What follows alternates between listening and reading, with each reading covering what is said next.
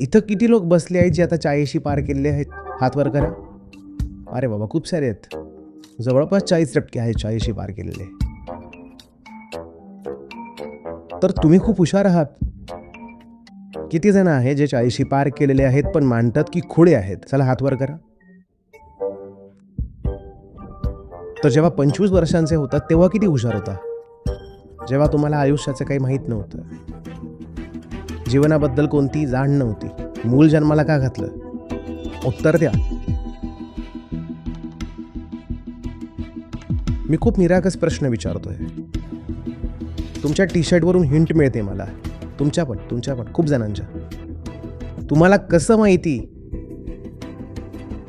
हे काय करून ठेवलं? आणि हे प्रजननाच्या विरोधात वगैरे नाही आहे. मी बेशुद्धीच्या विरोधात आहे. मी जबाबदारीच्या बाजूने आहे. तुम्ही एका जीवाला या जगात आणत आहात.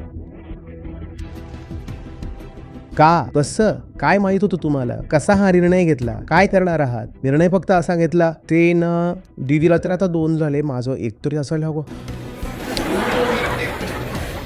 दीदी वारंवार दाखवते मला, हे बघ 2. संजय ऐकायला चला ना प्लॅन करूया. हसताय काय? असंच होतं. असं झालंय ना. त्याच्यानंतर संजय आणि सुनीताने आपल्या प्लॅनिंगला रीतसर अंमलात आणलं. सुनियाजी, आणि सांगतील की हा संततीला जन्म दिलाय. आता आम्ही पिता परमेश्वर आहोत. अचानक मी आईची देवी झाले. कसं काय भाऊ, कसं काय? तुम्हाला काय माहिती? तुम्ही काहीच जाणत नाही. पण तुम्ही त्याला घेऊन येता आणि मग तुम्हाला काही माहीत नसतं की असं करायचं काय. तर काही शारीरिक कामं आहेत ती त्याच्यासोबत करून देता. चला याला साफ करून द्या, मालिश करा, दूध पाजा, जेवण बनवा, हे करता. तो जो तथाकथित पिता आहे तो असा बदलत राहतो. पण तो याचं काय करायचं असतं? अच्छा, शाळेत घालायचं असतं. तो असं उचलून शाळेत घालून देतो. तुम्ही 45 वर्षांचे होऊनही मूर्ख आहात.